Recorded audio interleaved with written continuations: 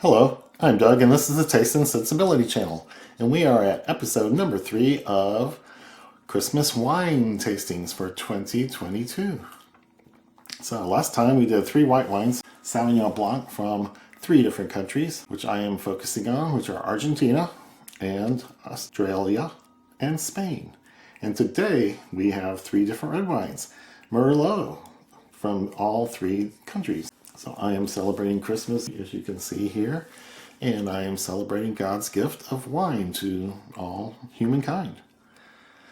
And I just wanted to get a little better at tasting, or test myself, or try to tell the difference between wines made from the same grape variety in different regions. So I'm just going to do Madeleine Paquette's Wine Folly method, and I've got a sheet. I've got her tasting sheet here, all filled out with all the information about the wine. So I'm just going to do the nose, the palate, and write down a few characteristics. So I've already taken the temperature and measured the pH and all that, so none of that's going to be on camera. So I'm just going to go through and nose and taste them. So here goes Eccentric Merlot from Argentina. It's a 2020 vintage from Mendoza art region in Argentina. So I've already smelled and tasted these once and wrote down notes, and I don't particularly remember anything about them. I don't care who wins. I mean, it's not really a competition. I may have a favorite, but I don't think my preferences are strong enough right now to even have favorites. So on the nose, it's a little fruity. Let's see. Vaguely plummy.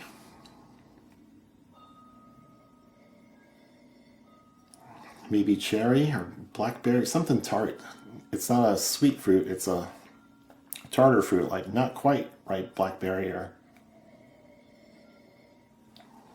a sour cherry. Nope, it is not jumping out of the glass with a sign on it saying what it is. It's fruity and vague. So, Madeleine says, try to write down 3 different fruits and then 2 other aromas that you get when you're nosing your wine. And I've already messed up by not doing the color first. I'm going to go ahead and write down plum and blackberry. Now I can look at the color. My overhead camera might be working, and let me tell. I can see through the wine at the edges. I would say it's a medium to dark, medium plus ruby. A little garnety at the edges, and yeah, it's not super deep ruby. It's a lighter ruby, but in the middle I can't really see through it. So I've poured too much in these glasses to be able to lay it down close to the paper. Maybe that's the reason for using the fancier wine glasses. But anyway, let's do another smell and see if I can get anything else. Cherries and blackberries are the best I can do there. Cherry, blackberry, plum, and it's all squishy and vague. Okay, taste.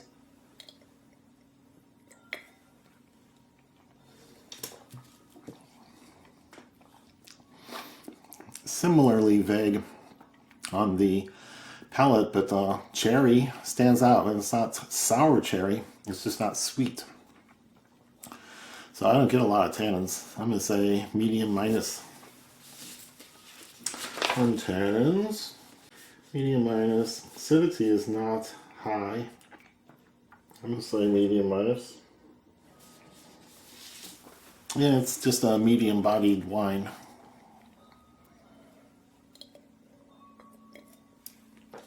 It's fruity, almost bright. Well, it's not the acidity. It's fresh, not bright due to acidity, but fresh tasting due to fruit. A little bit of tannins that I take as being from the skin. I don't think you would oak these things, but I don't know. That's nice. It's fruity, it's dry. It is a pretty good red. I think some people I think they don't like reds might like this. I'm not really calibrated on wine ABV. Okay, so that's nice, vague, fruity. Parts are vague. I'm going to do a little cleanup. And now I'm going to move on to the Australian Merlot, which says Dr. Henry John Lindeman's Bin 40 Smooth Merlot.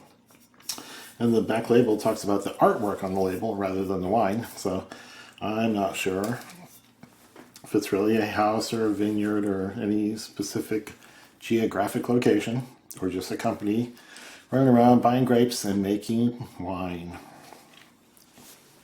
So we have here 14.0% alcohol, Southeastern Australia.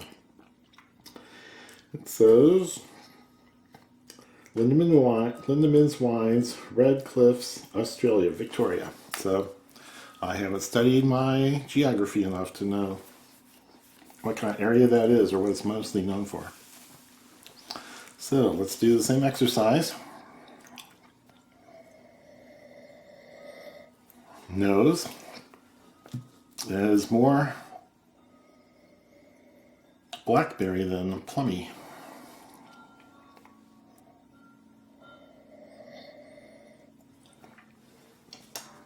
Not sure about the cherry either.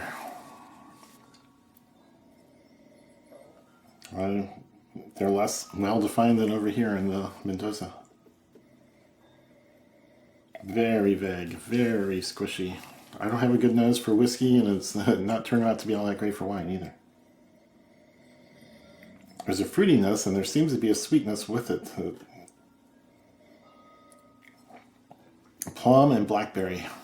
I couldn't really say cherry on this. Okay, taste.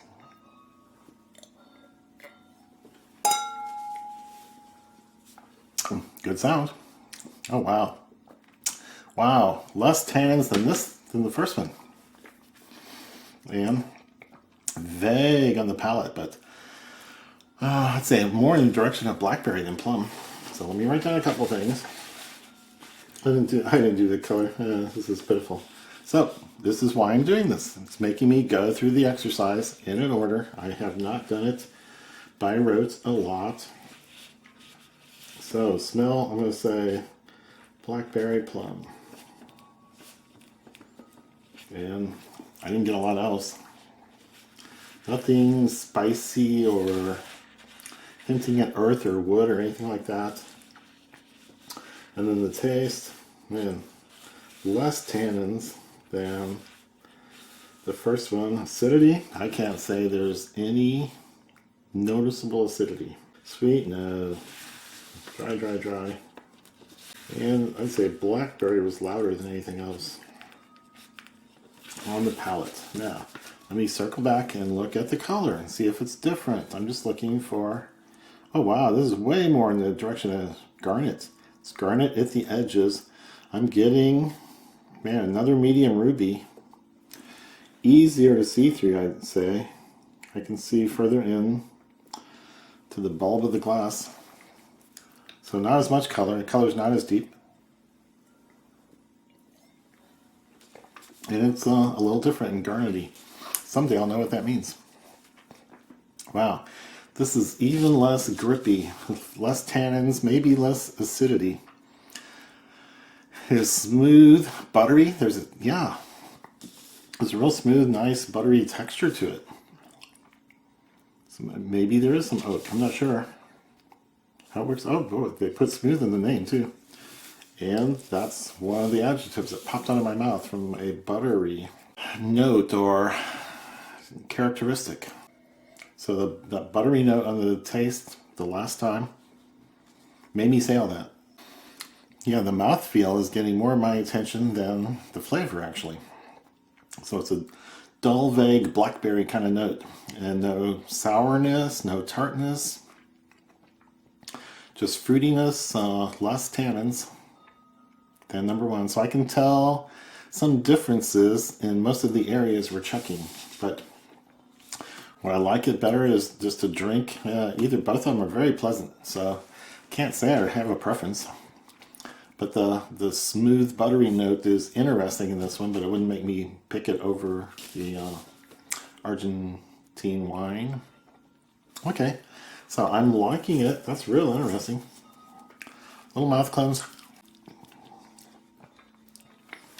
Okay, I think I'm all cleaned up and ready to move on to my Spanish wine. It says HoM, HOM, made with organic grapes, 2020 vintage.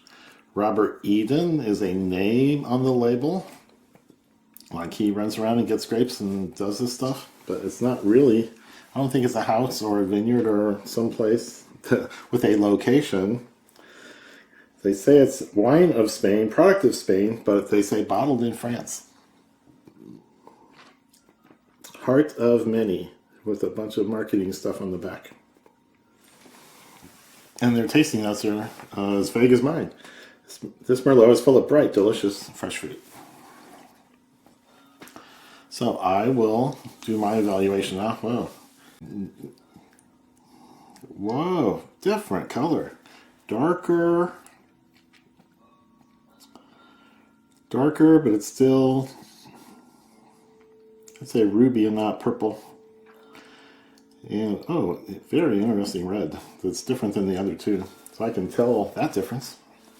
Nose. Oh, there's something different. Strike me as a baking spice or something vegetal, herbal, baking spice. Oh, wow. And I'm not sure I'm getting a fruit I can name.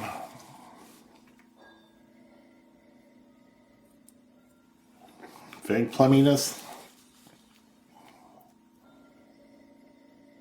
Nothing I could call a cherry or a berry. So the nose is super vague, but it had that spicy note, the baking spice note. First time in. I'm still getting a hint of it. And it would be like dialed down clove, muted allspice, muted nutmeg. Something along those lines in just one of the notes. Okay, so a little different nose than the others. Let's taste.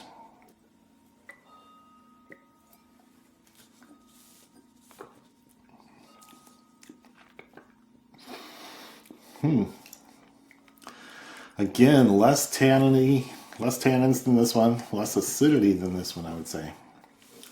And vaguer fruit flavors.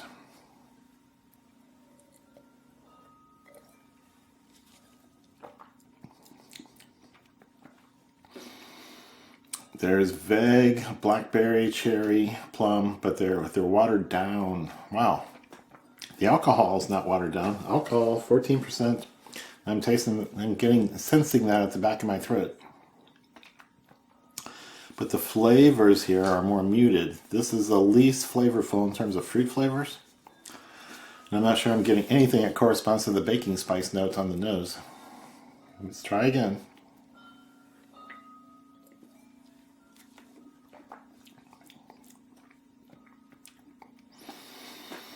I guess the finish of the wine itself. At the end, there's a spiciness to it that I never really detected or noted here. I didn't say anything about a finish on the first two. This is a spicier finish, which could simply be coming from European oak, because I know that from whiskey tasting. I know that from whiskey finishing, whether it be Scotch whiskey or American whiskeys that have some European oak influence. So yeah, it's a spicier finish, and it could just be from the oak, if oak is involved.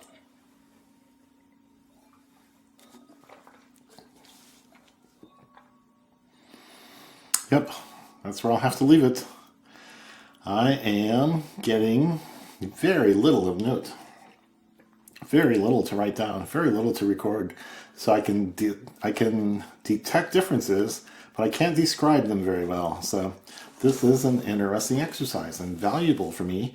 And I don't know why anyone would be watching it, but it's an interesting thing to try. If you can come up with 2 or 3 examples of the same grape from different places, it is worth a comparative tasting. So, of these 3 wines, I think this was the most interesting.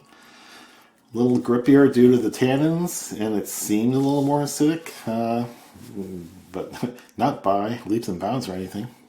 And today's Bible verse about wine and how it's a gift from God comes from Psalm 104, which says, "And wine to gladden the heart of man, and oil to make his face shine, and bread to strengthen man's heart." So I will grab another set of white wines next time and try to do a little better in my nosing and tasting. So, Merry Christmas.